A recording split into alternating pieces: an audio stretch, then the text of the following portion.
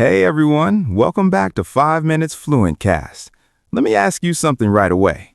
Have you ever sat down to play a game just for a few minutes and suddenly realized 2 or 3 hours had passed without you even noticing?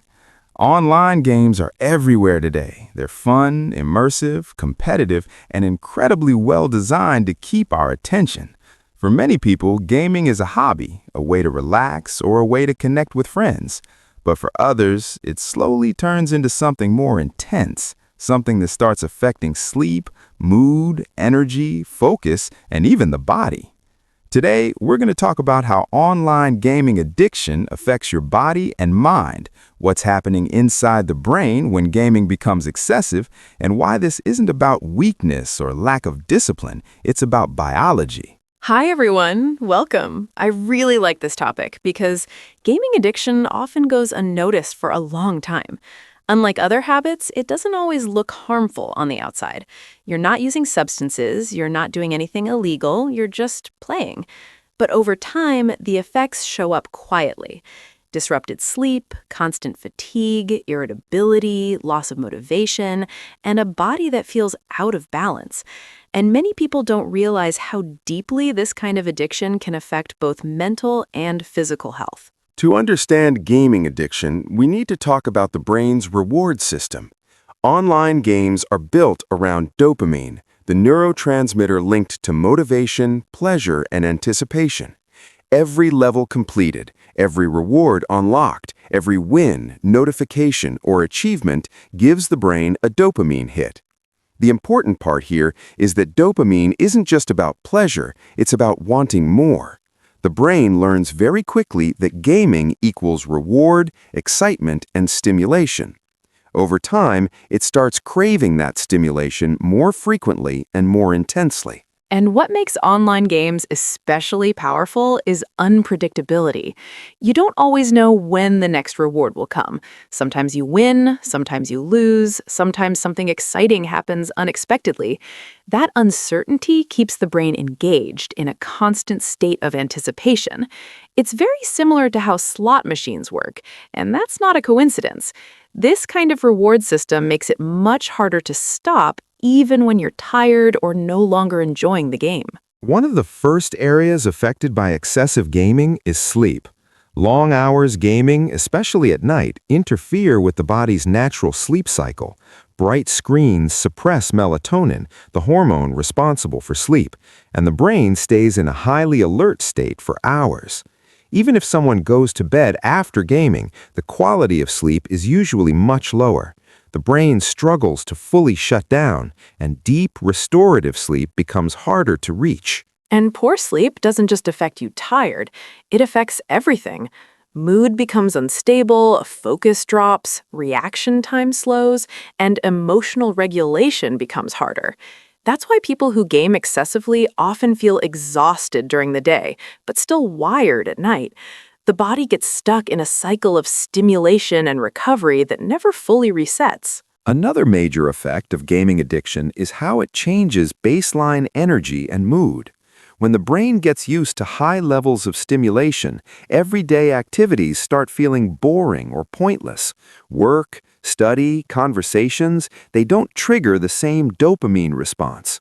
This can lead to low motivation, irritability, and emotional numbness outside of gaming. The brain essentially recalibrates what it considers interesting or rewarding. That's when people start feeling restless, anxious, or empty when they're not playing. It's not that life becomes worse, it's that the brain becomes less sensitive to normal levels of stimulation. Over time, this can affect emotional health, increasing stress, frustration, and even symptoms of anxiety or depression. Gaming addiction doesn't only affect the brain, it affects the body as well. Long hours sitting lead to poor posture, back pain, neck tension, and reduced circulation. Muscles become inactive, joints stiffen, and overall physical resilience decreases. There's also the issue of reduced movement. When gaming replaces physical activity, the body misses out on one of its most basic needs, regular movement. And let's not forget basic needs like hydration, nutrition, and breathing. People often skip meals, eat poorly, or forget to drink water during long gaming sessions. Breathing becomes shallow, stress hormones stay elevated, and the body remains in a low-level fight or flight state. All of this adds up, slowly and quietly. One important thing to say is this: gaming addiction is not a character flaw. It's not about being weak or irresponsible. It's about how the brain adapts to repeated stimulation. When gaming becomes the main source of reward, the brain resists anything that threatens that source. That's why stopping feels uncomfortable, boring, or even stressful at first. And the goal isn't to demonize games. Games can be fun, social, and even beneficial in moderation. The problem isn't gaming, it's imbalance. Addiction happens when one activity starts replacing sleep, movement, real connection, and emotional regulation. So, gaming addiction affects the brain's reward system, disrupts sleep, lowers energy, impacts mood, and slowly weakens the body through inactivity and stress. But the body and brain are adaptable. With awareness, balance, and small changes, it's possible to restore healthy rhythms and enjoyment in everyday life. If you want to start regaining balance, begin with structure. Set clear time limits for gaming, especially at night. Protect sleep first.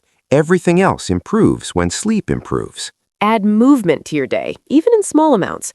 Short walks, stretching, or standing breaks help reset the nervous system. And most importantly, reintroduce other sources of reward: conversation, movement, learning, creativity. The brain needs variety to stay healthy. Thanks for listening to this episode of 5 Minutes Fluentcast. We hope this conversation helped you understand gaming addiction with more clarity and less judgment. Remember, balance isn't about quitting everything. It's about choosing what supports your health. We'll see you in the next episode. Take care. Bye. Thanks for listening to this episode of Fluentcast. If you enjoyed this conversation and learned something new, Don't forget to like the video and subscribe to the channel. we post new episodes with real English and real ideas about life. You can also download the PDF with the full transcript of this episode. The link is in the description below. And here's an important tip.